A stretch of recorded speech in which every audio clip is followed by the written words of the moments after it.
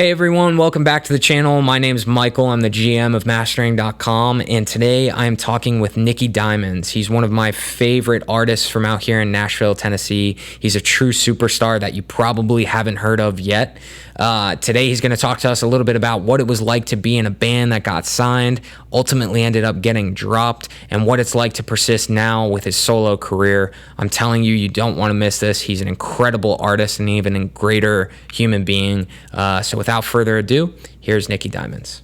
Authenticity is kind of the buzzword nowadays in the music industry. It seems like everybody is chasing authenticity, but I'm kind of the mindset that authenticity isn't something you really chase. It's something that you're born with that tends to get covered up over time for one reason or the other. And when I was listening to your album, I get the sense that it was who you are. It's really is who you are. So my question to you is, how do you maintain your authenticity, and how have you maintained your authenticity throughout your music career? Oh, well, I'd say not listening to a lot of music really helps me. And reading a lot. I think like a lot of artists, maybe not artists, I think it's a general thing, you know, people look up to, you know, success, people that have success, they're idols, you know, and we naturally kind of want to imitate that.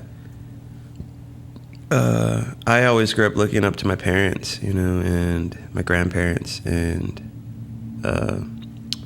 just like leaders in the community, people that are like doing good. I was never like really a starstruck person, you know, and you know, I don't mean to sound like pretentious or anything, but it's just, I think now in today and age, we just hear the same thing over and over and over, and just so repetitive, and people trying to do the same thing over and over a little different. And I think for me, that's like really I don't want to say it inspires me, but it just makes me not want, I've always been different. Like I've always wanted to do my own thing and not follow the crowd. And I think just, yeah, I don't know. I think it's just really an innate thing within myself just to, you know, I grew up in a family of leaders. You know, my dad's a leader, and he always kind of instilled that in us, be the head, not the tail, and like, you know, be the head, not the tail. And so I think, you know, a lot of that comes with just how I was raised, you know, and just, you know, wanting to be myself. And, you know, when I found the music within myself, my own melody and my tunes, I wanted to hold on to that and not let it get drowned out with too much of it. And I love music. I love music, you know, but that's one of the things that I try to do, not listen to so much music so I'm not influenced so much, rather than gather inspiration in other ways of life, you know. Be the head, not the tail. I noticed on the album cover you had the snake eating its own tail. Mm-hmm. Does that have to do with that phrase? Yeah, I would say so, you know. Also like the Ouroboros, you know, like the never ending, you know, and yeah, you know, it's always a battle, you know, you chasing, you know, there's always a battle, you know, following and leading.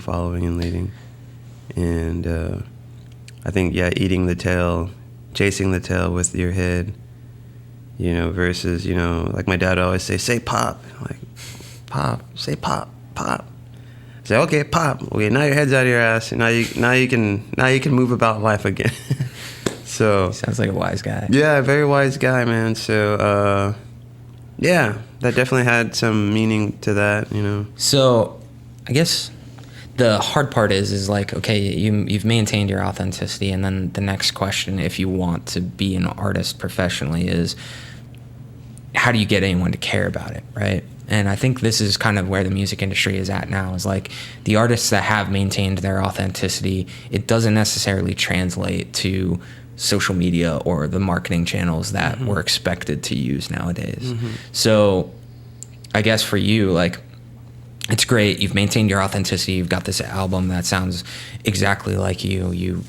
I mean, knowing you personally, you are the same, it seems like, in every scenario, right? Oh, So the question is like, how do you get anyone to care? I'm still trying to figure that out myself, you know. I think there's like this. I think there's a disconnect with that I'm trying to figure out with. It's not the same for everyone. I don't like to judge other people and judge their path and what they do, but I am observant. I watch and I see things, and sometimes I get frustrated. I'm like, man, well, why am I not connecting? I'm playing real music. I'm doing this and that, and it's not in every scenario. I think the live. I think for me personally, like connecting, I connect more with my fan base or with just the everyday person when I'm performing a live set versus having to perform for my phone or a camera. Well, that's how we discovered you, or discovered you, however you want to say it, was like walking into the basement here in Nashville. And I remember walking in there. We're relatively new to Nashville, so I have no context for sort of like what to expect or anything. And there was one track that you played, and I wish I could remember. I'll have to ask you after this, but you sort of put your head down and you just started shaking your head. And there was a moment where I was like, okay, you're in it. Like, you're in the music right now. You're in it. And it's rare to see nowadays. Like, even when I think back into how I used to perform, I was so in my head or so worried about, how's it look or how's it sound or whatever. And in that moment, I was like watching you play, and I was like, I don't think he gives a shit if anyone's here right now. I think he's doing this for himself, right? And so in that moment, that's, I think, where you really connect with people. So how have you tried to translate that into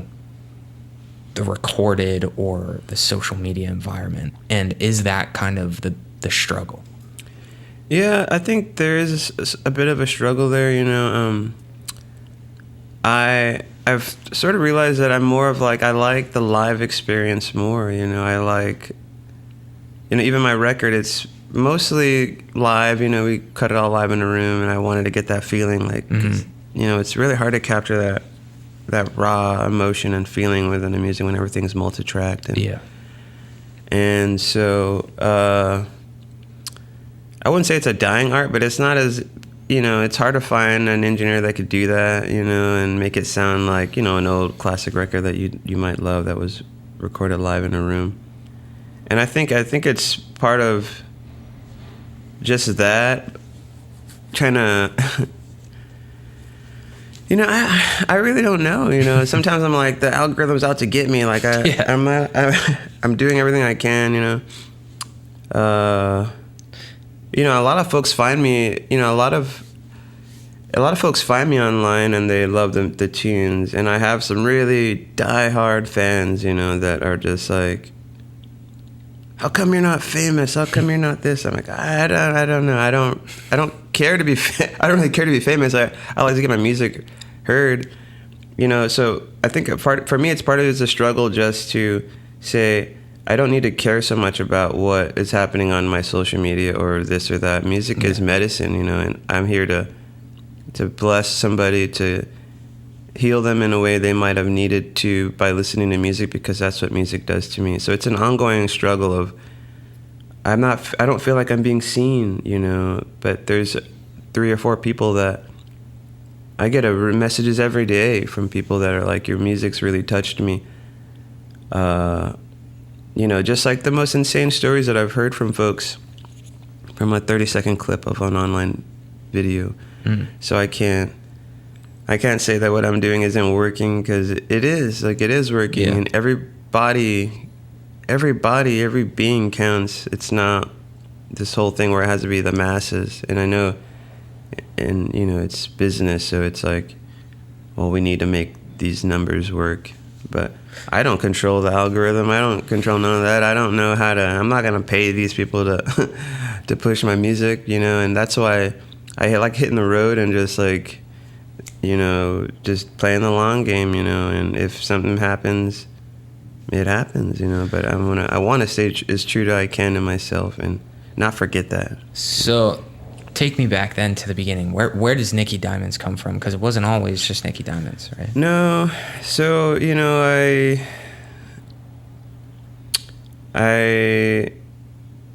Well, yeah, I started off always as a solo artist. I had a group called Lonely Horse that I did for many years. And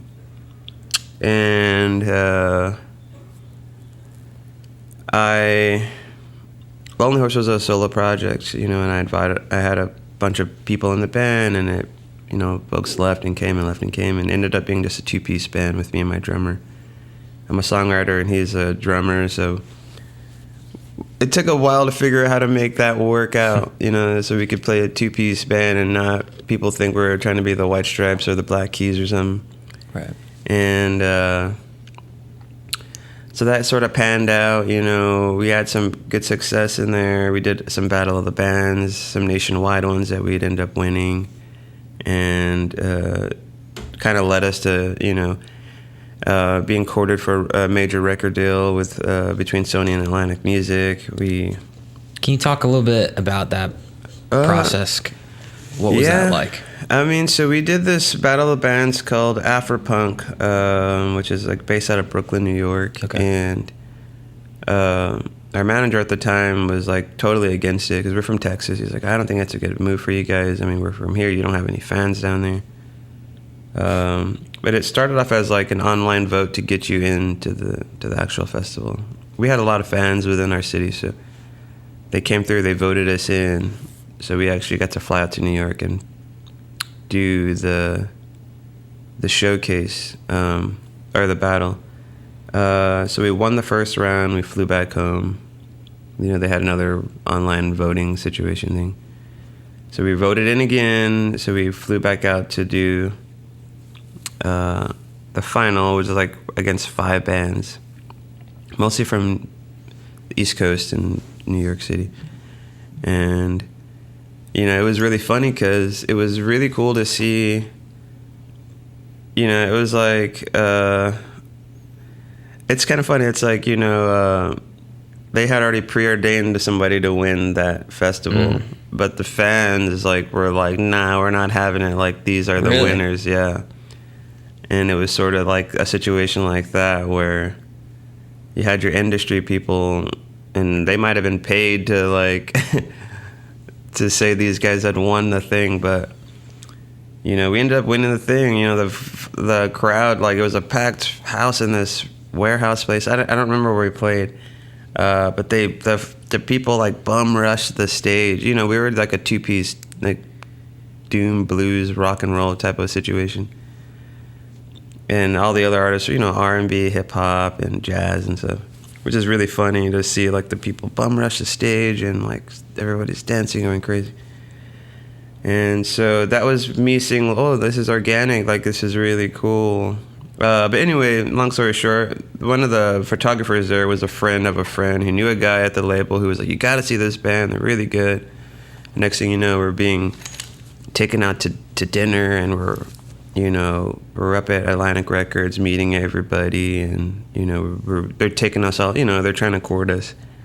And so at that point, are you like, because you were talking before about how you don't really listen to outside music and you maintain authenticity by kind of just doing your thing, but I imagine when you're getting taken out to dinners and you're, you know, going into these offices and stuff like that, like, there has to be some sort of emotional pull towards that at that point. Like, were you feeling like, oh, this is it?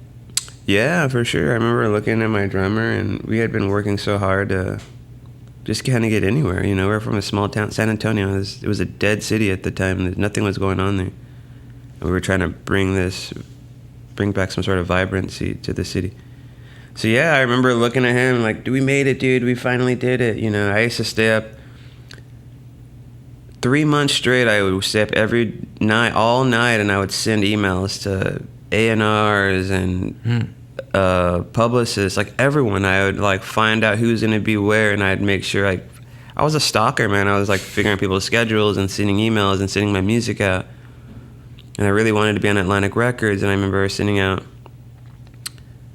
you know, to the VP, to the president, like, I'm trying to hit the guys on the top. And, you know, one of my emails was intercepted by the VP's or the president's assistant. He heard our music and was like, wow.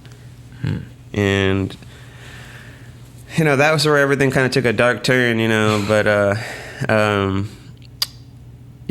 I'd say, yeah, I mean, it was very surreal, and,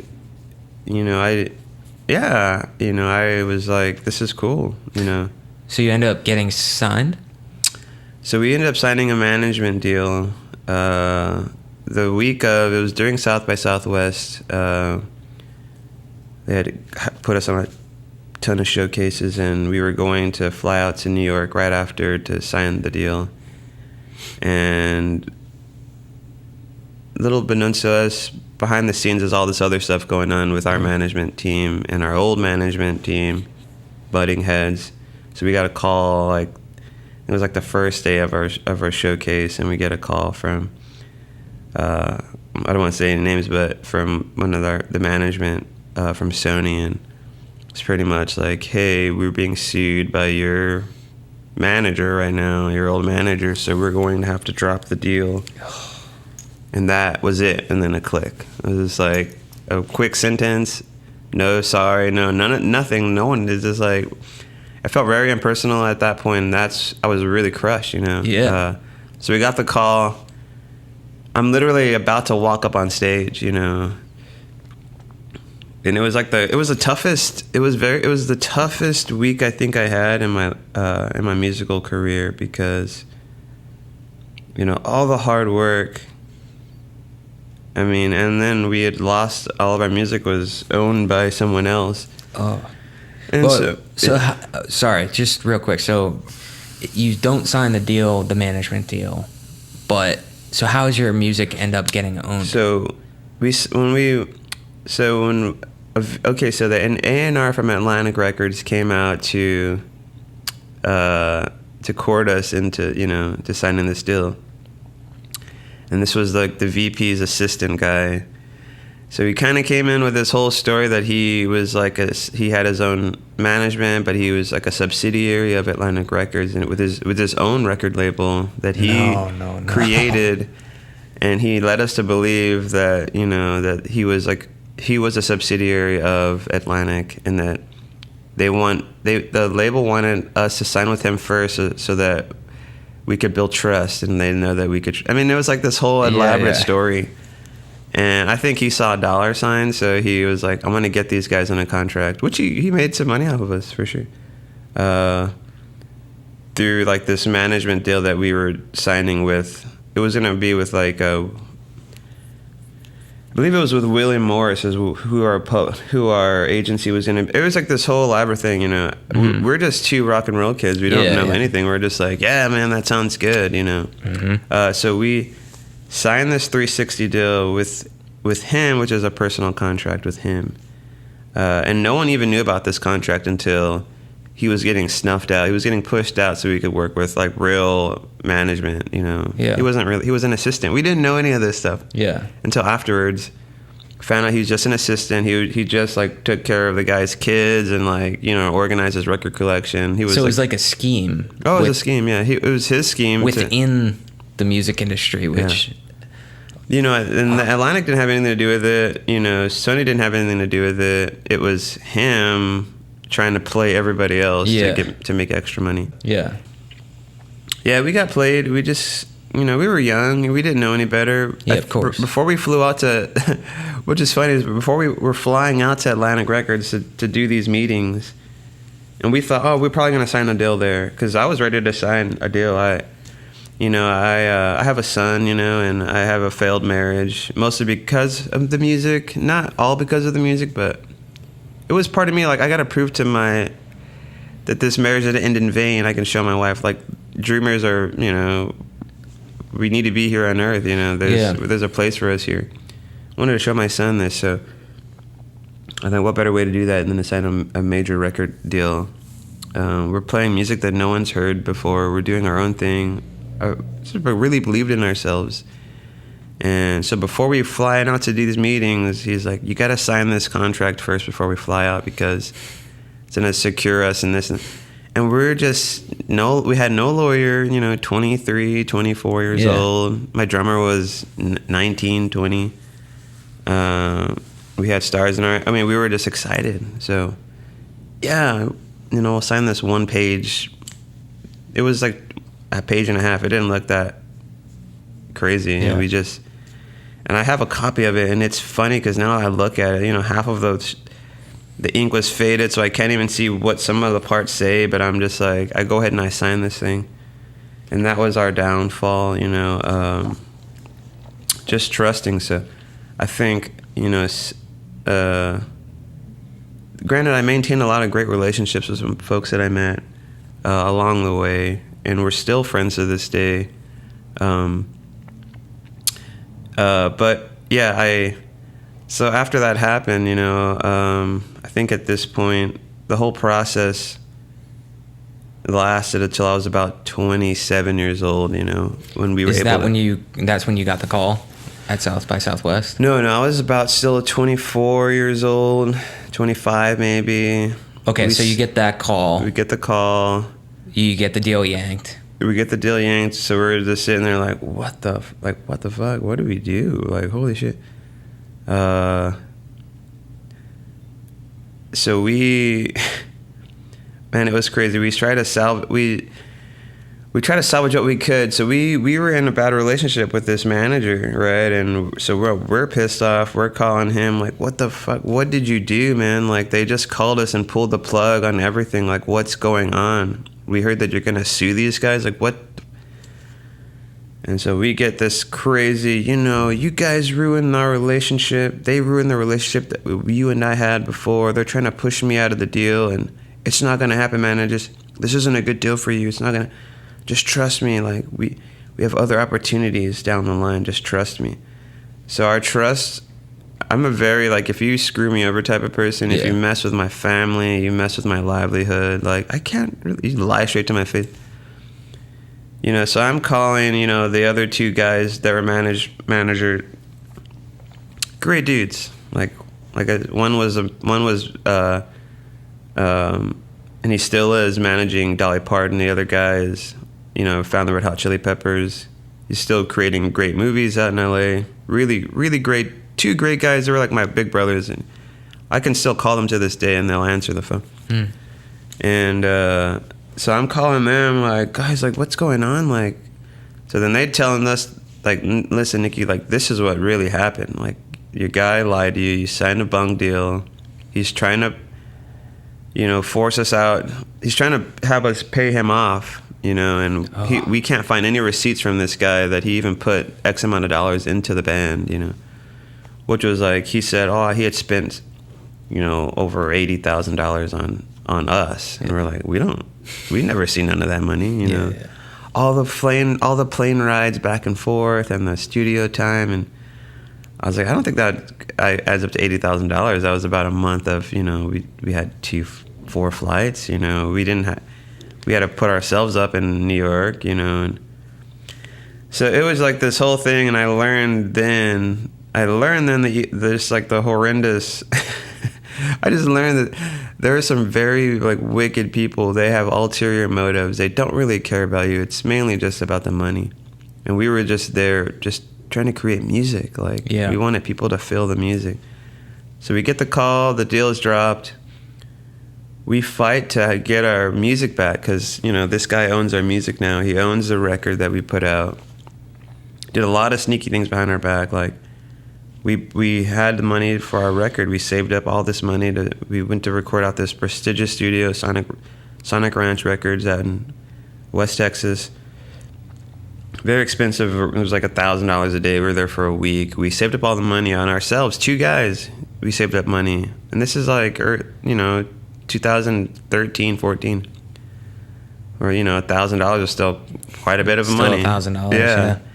Save all this money, and, that last day of recording, like, he went behind our back and he paid for the record. I already took care of the album. There's, like, some laws. If they pay for the record, they own the record. Just, like, all these different things. So, paid for the record behind our back, just did a bunch of weird things, and we just really learned how, we really grew up then, after the deal fell through, and all the deals fell through, we were gonna be, like, just really crazy. And I can still remember all the conversations that we had, and And these guys were excited for us, and, we had seen their work with other artists, and they were ready to put us on immediately, put us to work. So going from that to, we can't even use our band name, we can't even go out and play shows, we can't promote our album, we can't really tour. So we were going under the band name Lonely Horse, but in Spanish, so we could actually go and do shows. So we were just trying to just like still play music. Yeah. And this guy owned, so he owned Lonely Horse basically at that point. Pretty much, yeah. Our Likeliness, and I had the contracts to go in all the universe for infinity and beyond type of crazy stuff on there. Oh my god! So that went on for like 4 or 5 years. I was about 20. It was my 30th birthday is when I think we were actually on tour and under Caballo Soltero is Lonely Horse in Spanish. And we were in Tennessee playing a show we were here in Tennessee, playing in, I want to say maybe we were in Columbia or some small town. Anyway, the Alabama Shakes' manager or lawyer was upstairs. We're playing in this basement, and he could hear us playing. He was like, "Who the hell?" And he came down, and he's like, "Who are these guys?" And we met him, and he's like, "You guys are like amazing. What the fuck?" And we ended up becoming friends, and we just, I think I had a few beers that night, so I was just like, "Yeah, man, we got screwed over by this dude," and I just kind of told him our whole story, like, "This is what happened." In like 2 days, he got us out of that contract. Really? And yeah, he got us out of the contract. We got our music back. I don't know what he did or what he told this guy, but I think he really felt for us. And but at that time, the damage was already done. Yeah. Our streams were like pretty much non-existent because our records got pulled down, and then our page, all the fans that we had accumulated over the few years through our Spotify and our app was all deleted and pulled down. And I guess before he, gave us, done away with the contract, he went and just like deleted all of our stuff. So it was like kind of starting all over again, and it was just so hard. And I was just so burnt out from that whole situation. I had some troubles, like I got into a very deep depression, and were you still married at this time?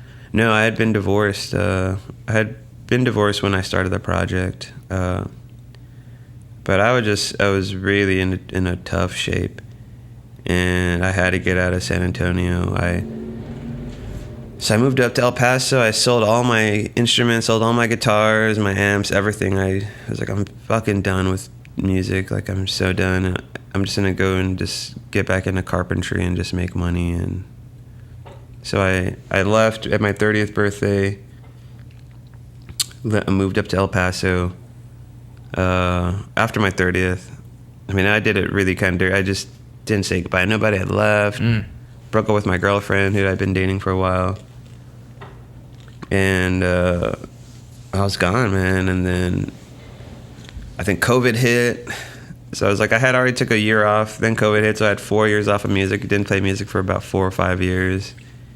And so the Diamonds project started when I was working in Hawaii. And I'm a carpenter, so I was doing my dad's from there, and I was doing some painting work out there. So I've flown out for a few months to go work, and at some hair designer's house, just like repairing. I was out there for all of the Hawaiian winter, and all the workers would call me, "Oh, Nicky Diamonds, man, he's a good worker. He's such a good worker. He's a diamond. The diamond in the rough." So they'd call me. And I like that name, and I would bring I bought a guitar while I was out there, and I would, play again here and there, and they really liked my music, and I was like, man, I should try to do some music again, and, do what I like, so I just started, I grew up on country music and blues and Southern rock and, everything really. And so I just decided, I guess I'll try it out, after COVID, I think this is like right in the middle of COVID. towards the end, I was like, well, after COVID ends, if it ever figures itself out, I guess I want to try music again. And so I did. So, I mean, the Diamonds project is fairly new, you know. Yeah. I've only been doing this for about 2.5, 3 years now. What had happened to the drummer from Lonely Horse? He still plays with me. He tours with me. Really? Yeah. So we still... Wow. Yeah. So he's... Oh, that's crazy. Yeah. I expected there to be some sort of rift there, but he's still with you. Yeah, man. He's like my little brother. See, I think that's the saddest part of the story, is that it all starts with this battle of the bands, where you have this really organic response, right? These people that just bum rush the stage and are moved and are excited about what you're doing, and then from that moment on, it's just like these vampires come in and they just suck anything good out of it until you're alone in Hawaii, like doing carpentry, looking at your music career and going like, what happened? And just think of all of the years of wasted of those types of experiences that were robbed from not just you, but from the fans and the audience. Yeah. No, yeah. I mean, we think about that a lot, and I try not to dwell on it. For many years, I was just so angry and just very depressed, like. And I would just think, I was right there, man. I was right there. I always tell myself that all the time. We were right. I remember when we were playing our album up in Atlantic. I mean, up in Sony. We were. I guess Jake Ottman was the VP then, and he had our music blasting loud on the speaker, because he got like this $1 million speaker sound system in his room. And we're just getting our mixes back from the album, and the album is sounding so heavy and so low down, so blues and driven. And Dan Auerbach from the Black Keys, he had an office right like I guess he had a thing with Sony back then, but he had an office like 2 doors down from Jake's. And you see him walk by, and then you see him come back again, walk by, and then you see him walk by again, and then he goes and closes the door. I'm not sure if he wasn't liking it or if he was liking it, but I just thought it was kind of funny. You know, just like we just had some, you know, some cool moments. I thought about all the great times we had, and it was all like, what's crazy to me is, you know, me and my drummer Travis, very 2 innocent dudes, just caught up in like this, just caught up in something that we had no idea. Like, we had no idea what we were getting ourselves into, but we knew that the music was real, and that, you know, that would keep us warm at night. Yeah. But at the end of the day, it kind of wasn't, you know. We put our faith and trust in folks that we didn't really know. And it hurt a lot of our fans. I mean, our city was like, they wanted blood. They were like out for this guy. We had people hitting us up like, tell us where, man. We'll go and find this guy right now. We'll go, and we're just like, oh man, like, please, you know, don't. You know, and it goes so much deeper. The guy moved to San Antonio, ended up like marrying my best friend. No, come on. Turning her against it. Oh, dude, come it's like on. it goes so deep. It goes so deep. That can't. You moved to your town and married your. Yeah, so he married my best friend, one of my best friends, turned her against all of us. No. And he has like this business down there now. I mean, we had people that were like, we found out where he lives. We're at his house right now. You just tell it. I'm like, dude, no, I don't want to be involved in like, I don't want to be involved in this. I don't want no criminal activity.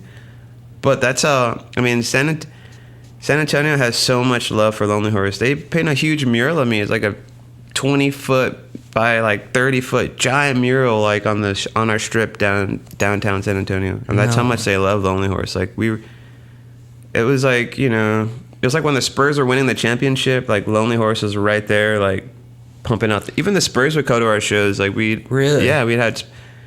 I mean, so it was like a big deal. Like it was an exciting moment, but I think, and even still, we were like, man, we could probably salvage this at some point. Well, that's what I was going to ask you. I was like, if all these people, like even you said the Alabama Shakes, you know, lawyer coming down from 2 floors above. I mean, it seems like in every one of these experiences, you had a very visceral, organic response, right? So I guess selfishly, I would ask, like, why not bring it back? I don't know. I think part of it's, for me, I'm like, I think that whole experience really messed me up, and it made me very indecisive. And I probably should go to therapy over that, but I don't know. I think there's something healing about the idea of letting something be what it was and moving on. So I kind of actually admire the fact that you haven't, especially that's why I was expecting the break to have happened, because I would imagine if you guys were still together that you would do it again. But I think there's something beautiful in kind of letting that period be what it was. So I think so, and I always try to tell myself, I'm like, man, that music isn't any different from the Diamond stuff. It could all be the same thing. The difference is I just have a louder amp, and I have a drummer, and we're just reaching somebody another way. With the country tunes that I'm doing now, it's not just country. I do country roots and blues, and I want to stay in that vein of music, just like emotionally driven, old, just music. At the core of Lonely Horse music, if you stripped it all down, you'd be listening just to old folk songs, like just me on the guitar. And I think, like, we have done some comeback shows. We've done some festivals that people reach out to us and had us come out and play. And, our fans are still there, which is, like, great to see. We did... Yeah, if we get hit up for a festival in the city in San Antonio, like, it'll be a packed show, people. So it's cool to still see locally.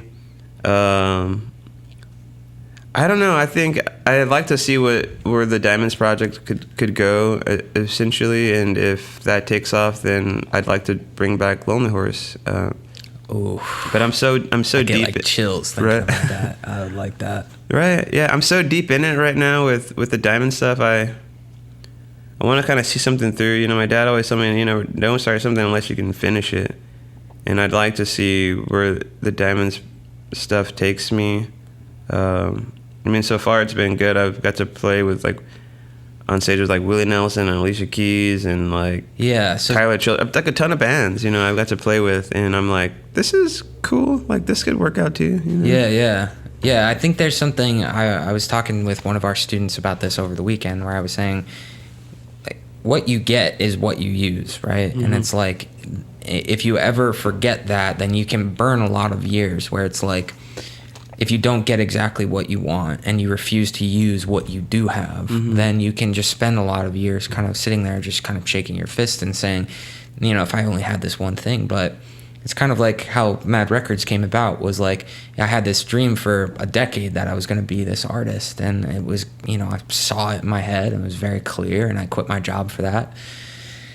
And so when it didn't work out the way that I thought I wanted it to, like, you have this period where you're, like, angry about that, or you're upset about that. But if you look around at what you do have and you start to kind of just reconstruct things around it, you end up building oftentimes something that's, like, even more beautiful than the thing that you had in your head.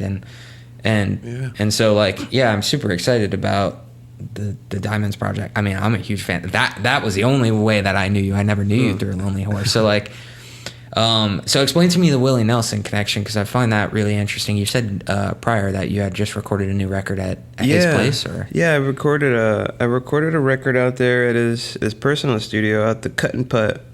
He's got a golf. He's got a golf course.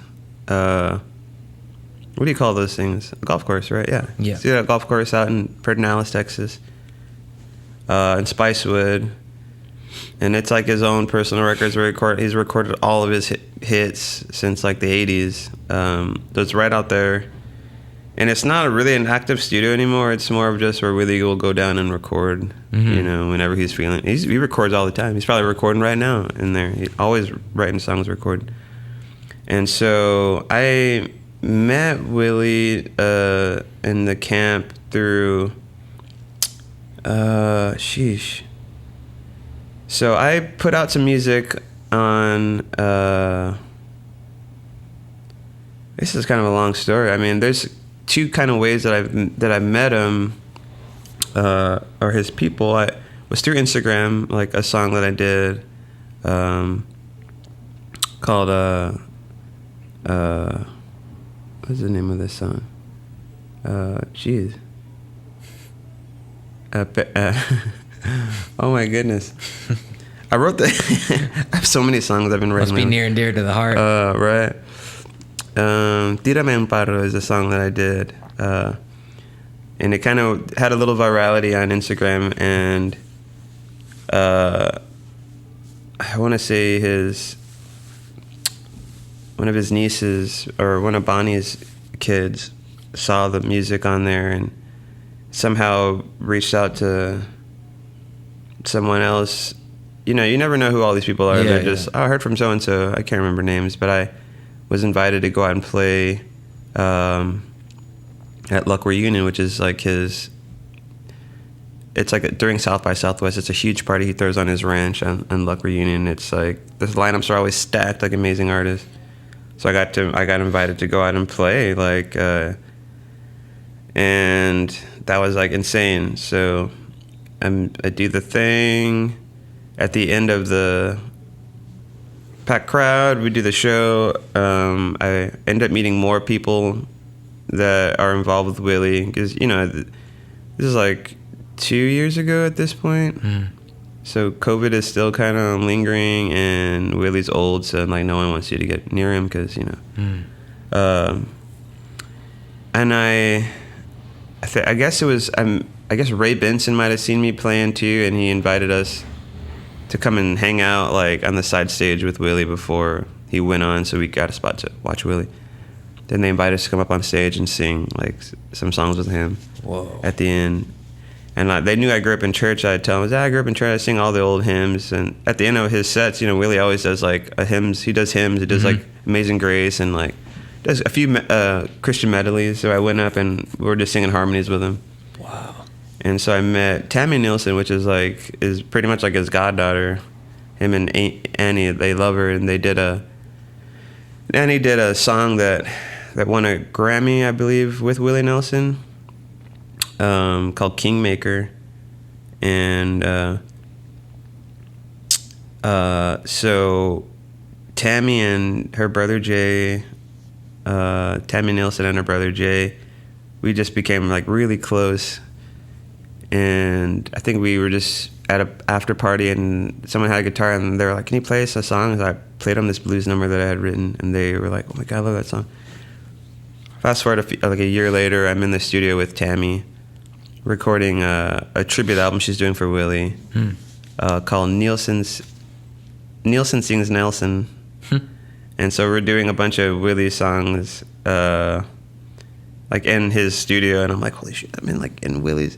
I get to like, you know, you can see his like little area set up for just like where he plays and his microphone and everything, and I'm like, oh man, like Willie's over here.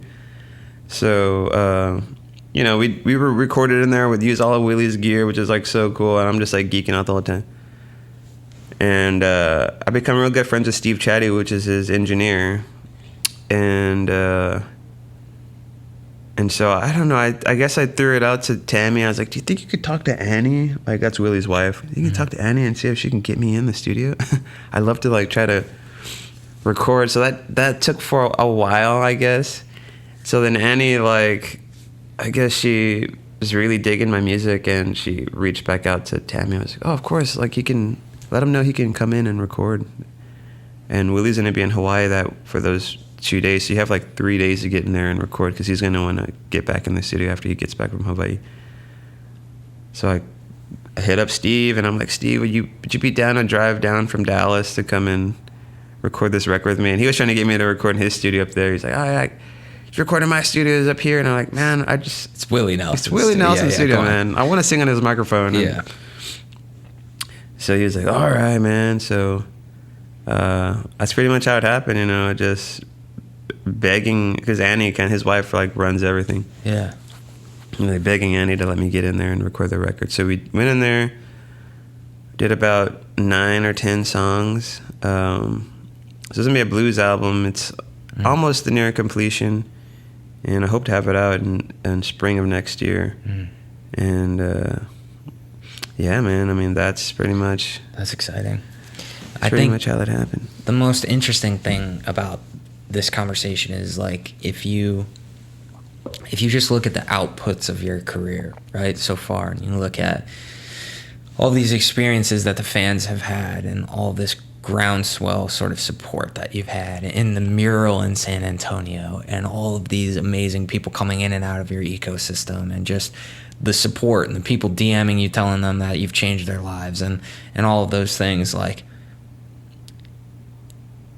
anyone would look at something like that and go, what more could you ever ask for from a music career? Mm-hmm. And yet it's these vampires that come in and they give you a glimpse of something that I don't even think you really want, right? Mm-hmm. It's like this lifestyle that like you're supposed to want for some reason, right? And then they take it away from you, and then you're left sort of figuring out like, oh, did I just miss out on something? And instead of kind of like taking a look at the amazing thing that you had built and being really proud and you know, feeling fulfilled by that. And like, yeah, I guess just as an outsider looking in, it's like what you have done is amazing and beautiful, and it's probably helped loads and loads of people, and it's obviously helped you, which was probably the goal all along, was to have music as this, you know, therapy and healing. Yeah, no, without a doubt. I mean, it is for sure my medicine. Music, creating songs, creating melodies, you know, just trying to reach folks. And, you know, I'm not trying to kid myself. At the end of the day, I was like, yeah, I'd like to make some money, and, you know, I'd like this to be a successful business so I can just do this full time. I think the main thing is just like, you know, I always, you know, my folks always tell me, like, you know, just keep doing yourself, and there's going to be that one person that believes in you as much as you believe in yourself, and, like, that's going to really, it's going to just take you to places where you need to go. Someone that believes in what you're doing as much as you believe in what you're doing. Because I'm like a hard worker. Like when I even work in construction, when I work in carpentry, you know, I'll pull a 12-hour day. I don't care. I'll go home and then I'll sit down and I'll write. And, you know, I think I'm getting to the point where I don't want to burn myself out anymore from my work ethic, but I want to keep doing what I know I was put on this earth to do. It does feel like at times that there's this force that's trying to keep me from reaching my destiny. And it's so funny, I've been reading this series by this guy, Orson Scott Card, one of my favorite authors, and he's got this story of this guy, and it resonates with me so much because it's like he's got all this talent, but, you know, this thing called the unmaker is trying to unmake everything that he builds. He's a builder, he makes these things. And it feels like we have these, it could be our own selves that is unmaking what we're making and creating. It could be this force that we don't know. We might have a destiny that might be,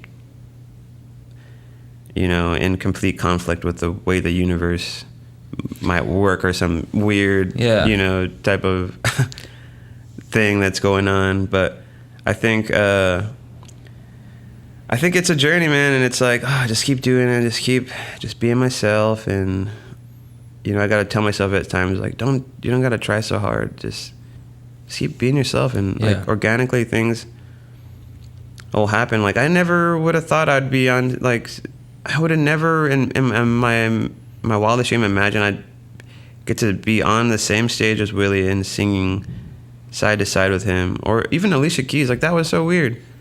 And I don't even listen to her music. I just like people happen to hear me performing out in Franklin for the Pilgrimage Festival, and invited me and a group of other singer-songwriters to go up and sing with her. And, you know, just like, and I wasn't doing anything extra. I was just being myself. I got invited to come play. Oh, sure, I would love to come and play. And, you know, so I think it's part of it's like, you know, some people say, oh, Nick, you have to be more aggressive and you have to be more aggressive and really good. So that's not the kind of person I am. I'm a pretty chill guy, you know, and like you said before we met, I'm the same person you'll meet, you know, anywhere. I'm just the same dude. So, well, and that's what'll work long term too. And I'll share a quick story because this is kind of relevant. I was talking to the student over the weekend who grew up as a classical harpist, and she had this, you know, idea she was going to be this harp player and grow up, and she had all these plans and stuff. And then she started getting like crippling tendonitis in her hands, and all of a sudden she couldn't play anymore. She couldn't play the way that she wanted to, and all of this work and all of this training, and her hands literally were just fighting her. It's like the unmaker thing that you had just mentioned. And she, the same exact thing, a long period of time where it was like dealing with that. What does this mean? My own body is kind of fighting me on the thing that I know I'm supposed to do.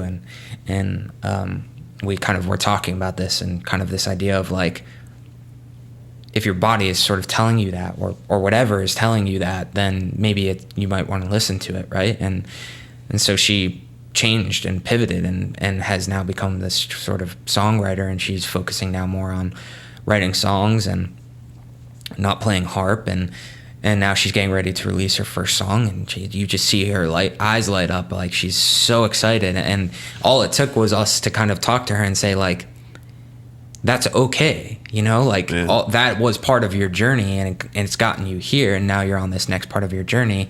Instead of quite literally fighting your body on everything, to just accept what's happened there and to move into this next beautiful part of your career. And sometimes if all it takes is someone to just look at someone and just say that's okay, and that's the thing that I think is really beautiful about your story, is that like so many people are going to listen to this and say, if I had Lonely Horse and I was still friends with that, I would be out there trying to make it, and I would be hitting up, and I'd go to Atlantic and I'd talk to the guy who the person was the assistant to, and I'd be like, explain to him what happened and talk to him about how we got screwed, and it's like,